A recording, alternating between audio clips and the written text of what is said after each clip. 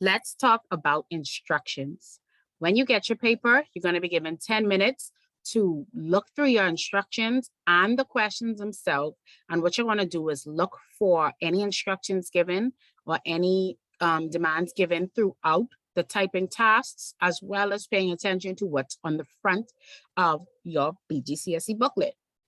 You're looking to make sure you identify what needs to be done, the types of documents that you need to do. If you need to think and try to remember the format of one letter versus another, or one memorandum versus another, now is a really good time. You won't be able to type in the first 10 minutes, so read through and think as much as possible.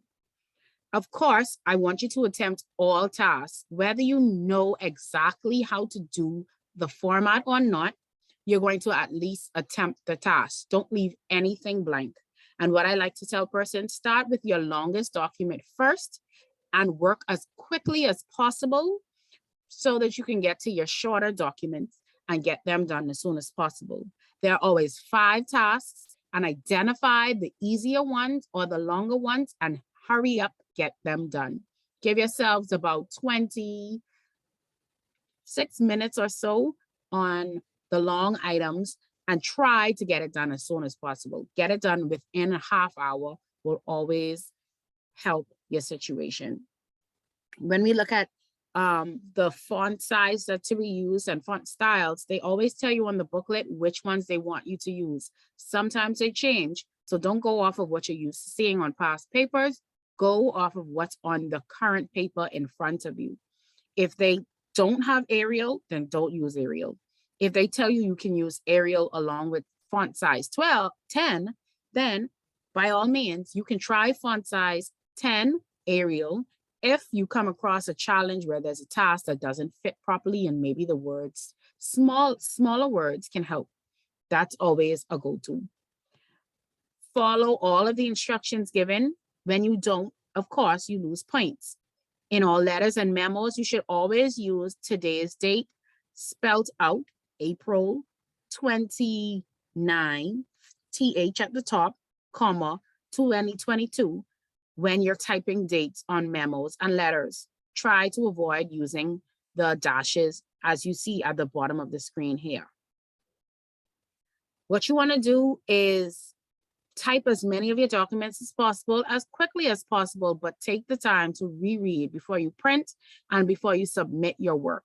If you take too long to type, you won't have the opportunity to check your work. And so always try to check your work. Work is only going to be printed on one side of the sheet, and there are only a certain amount of papers provided. Therefore, when you're printing, make sure you're ready to print so that you don't waste any paper.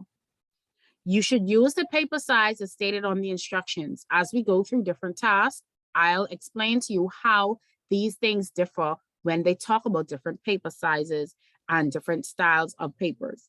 We're going to discuss all of them when we talk about different tasks. Each task should be on its own separate sheet. So if you have a letter, if you have an envelope, they should all be separate. There should be different documents for each. We don't put our tasks together. We don't run them together. We start them on a different sheet. You can do them each on a different document if you want to as well. I think that always helps because margins change and you don't want to mess anything up.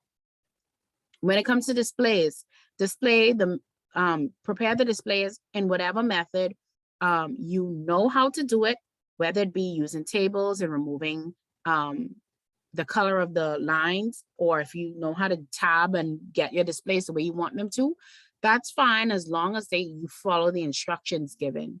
If there are very specific instructions, you have to be very specific with your displays. Displays and the way the document looks is very important through the exam. You're allowed the use of dictionaries. That's only to help you with spelling or understanding a word that is written, because of course you can't ask any questions. You can't ask them to sound out a word for you. You can't ask them to read the word for you. You can't ask them to read the letter for you. It's your duty to understand what's on the paper, and you take it one letter at a time. You want to make sure your school number, your candidate number, surname, and initials are on every single piece of work submitted.